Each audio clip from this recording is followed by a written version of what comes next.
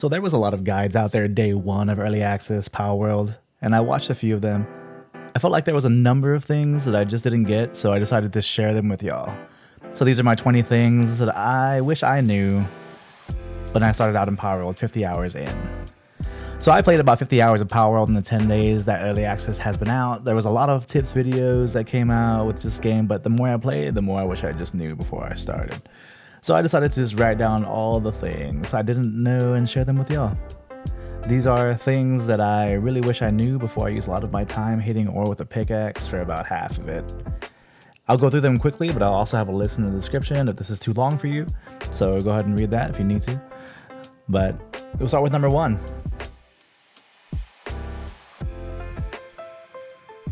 When you create a character on someone else's world, you cannot take that character out. Your character will stay on that world and you can only play that character there. So if you were looking at playing a ton yourself and then transferring over your character, you won't be able to do that.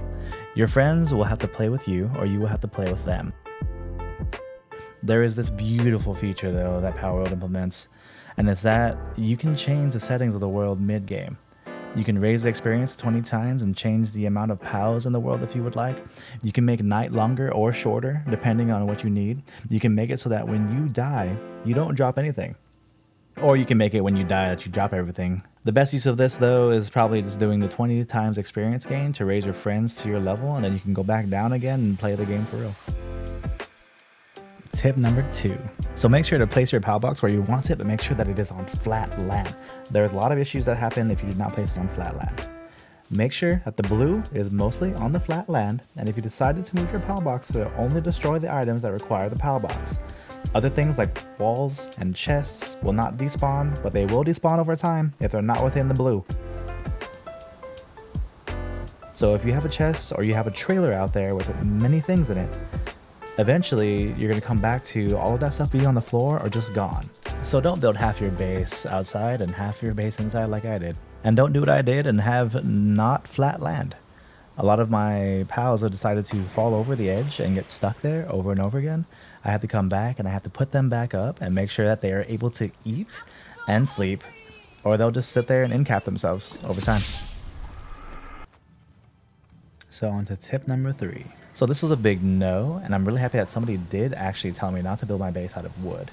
If you have not seen the TikToks out there or the videos out there of like a 10-tier base burning down, it is the saddest thing to watch. I would feel horrible. You would feel horrible. Once the wood is burning, there's like nothing you can do. You can get your water pals on it as fast as possible, but even if you do get it under control, there are raids where the enemy just sends pyro mages at you, and it's going to happen again and again and again. And if one pyro mage hits one piece of wood on your base, it just goes up.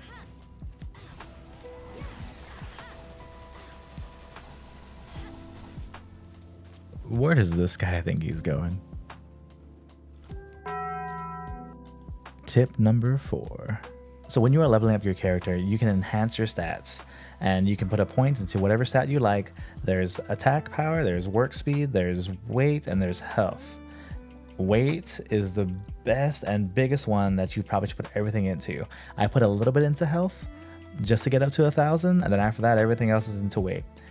Attack power, you don't care about that. Work speed, you have pals for that.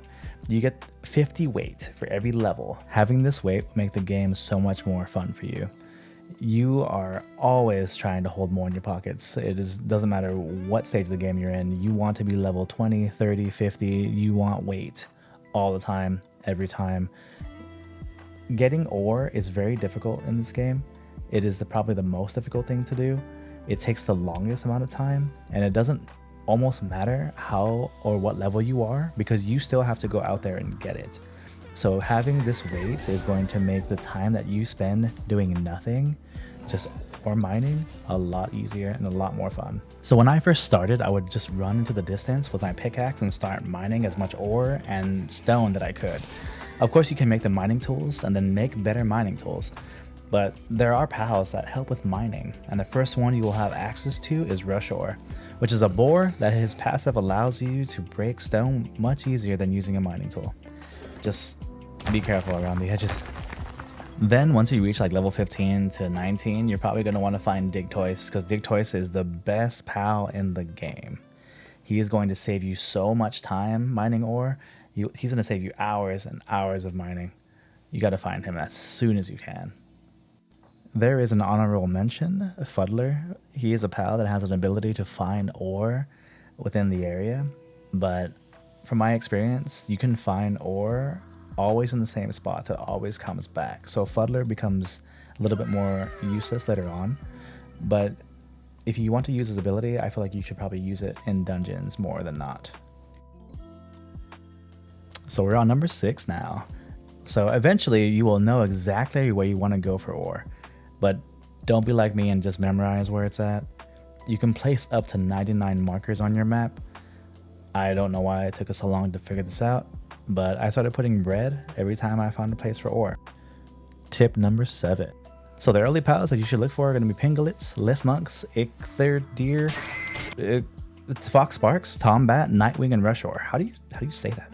Pengullets have a lot they can do. Lifmunks are basically pengullets, but you can get them a submachine gun, which is the reason why I bought this game in the first place. The Eikthyrdeer will be your mount until you can get other things, and it is also a good woodcutter and when you get your logging going. Foxsparks will cook your food, but more importantly, it's going to cook your ingots when you start getting them. Foxsparks is also going to be used as an early game flamethrower, which does good on hit damage. Tombat is only found at night, but he's all around the place, so you will have to walk around, but they are really easy to see at night. He has 2 glowy glowies on his back. They have 2 mining and transport, so they'll be your miner until you can get something better. Rushoar will be your ore breaker until later on when you're able to get dig toys. And then Nitewing will be your first flying mount. Tip number 8. Speaking of catching pals when you first start, there is a lot of settlements that have enemies surrounding a cage in the middle, and the cage has a pal, and the pal is a pal that can be from anywhere on the map. So that you can have an ice pal, you can have a fire pal, you can have an electric pal, you can have a pal that's not going to be like within your area. So it's really nice when you see like something like a flambell. So flambells passively generate fire organs when they're at your ranch.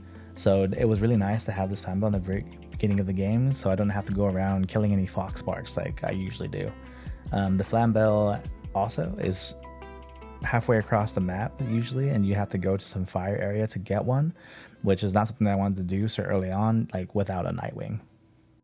These areas also respawn over time, so if you go back and revisit them, you can get another pal every time.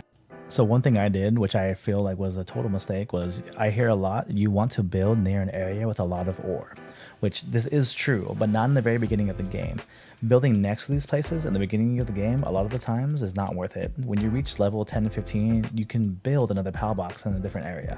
So why would I build next to an ore area where usually the ore area doesn't have anything else next to it? So instead of doing that, just go somewhere else where there's like berries and forests and stuff where you can get everything at once, and then later on go and get the ore. So on to tip number 10. So make sure you are getting the extra experience points for capturing the first 10 of any pal. What's nice about this is that the experience is tailored to your level. So let's say that you capture a Lambo when you're a level 1, and you get about 200-300 experience for that because you are level 1. And then you come back to the starter area around when you are level 30, and you will get like 3,000 experience for every capture up until you capture 10 of the same kind of pal. So tip number 11 is just build the shield. I don't know why it took us so long to do this, but we were like level 29 when we built our first shield. We thought it was a dome shield based off how it looked, and we just didn't think anything of it. So don't be dumb like us, it'll save you. So tip number 12 is this game is still early access as of right now, so there is still a lot of glitches. From pals just getting shot into midair, like Team Rocket, or your character's hand getting stuck and throwing a pal ball and you can't get your hand out of it. Nothing too game breaking though, but the best way to remove them is just to leave and come back to your game. It will save where you stand, so you shouldn't have no issues just getting back.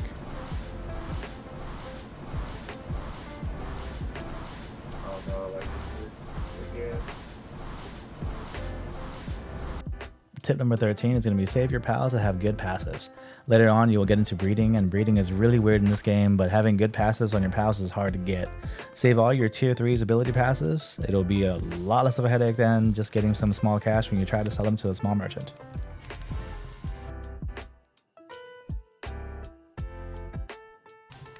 Tip number 14 is going to be condensing your pals. Looks nice and fun and beneficial, and it will increase all your pal stats and ability passives, but it takes a lot of pals to do.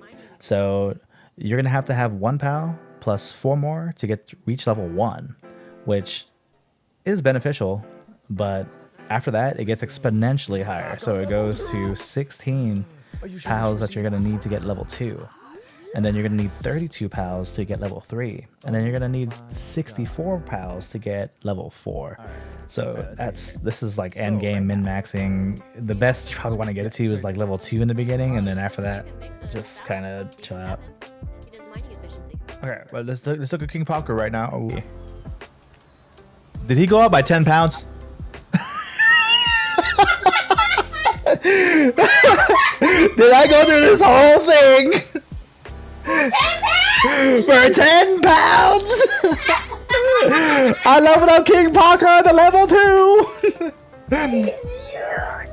For 10 more pounds. Tip number 15 is going to be murder everything that you see and just never stop. I used to think that there was no reason to just go around and kill pals, but there is absolutely a reason to go and murder pals. You cannot obtain bones, you cannot obtain pal liquid, horns, ice organs, leather, and high quality pal oil from farming. And you're going to want high quality pal oil.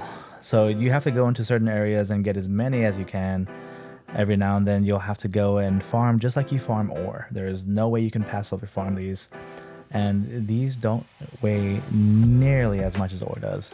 So if you see like 20 pals in a line, just rip them all and take them home every now and then. So tip 16 is basically upgrade your flying mount as you go through the tiers.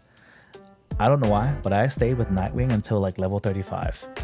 I thought all flying mounts were the same speed, and that is not the case. There is so much faster mounts out there.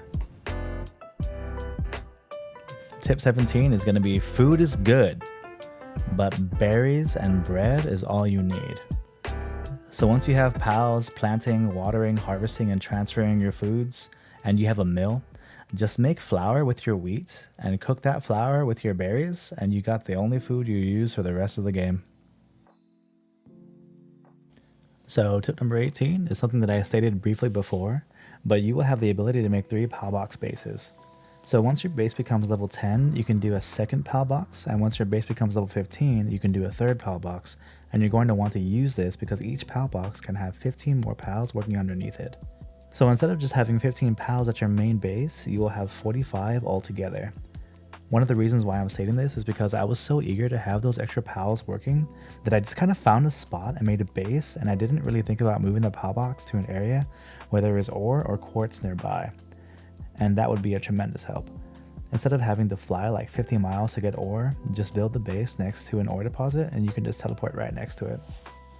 So on to tip 19, one of the best and funnest ways to play the game, I believe, is pull back your pals right before they're going to get hit by something. So whenever a boss is targeting your pal and they're about to do like hollow purple on it or something, you can call back your pal just in time to dodge the damage.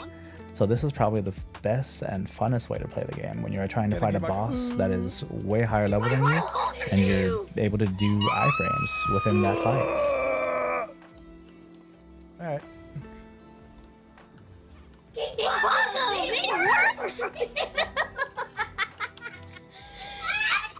Fuck. So on to tip number 20, still speaking about bosses. So bosses are considered pals. So you still need to capture 10 of them to get that sweet experience.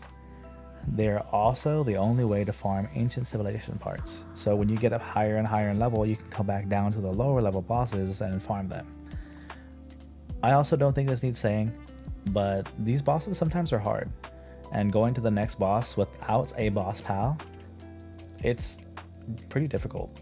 So every single time you fight a boss pal, you want to at least capture it to use it on your team, or at least try it out until you go up until the next boss pal, and then you'll try out that boss pal and see what it does for you. But boss pals are going to be the strongest pals in the game, so you're going to want to keep on capturing the boss pals that are higher level than you. So that's going to wrap up a lot of which I knew before I started this game. I'm going to waste a lot more hours of my life, but it's nice to know that I'm doing it as efficiently as possible. Stay safe, murdering it up out there, y'all. Laters.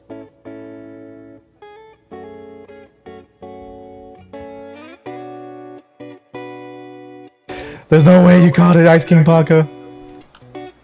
You Nice King Baka love. I do. Alright, you ready for King Baka? I'm so ready. He's accusing routine!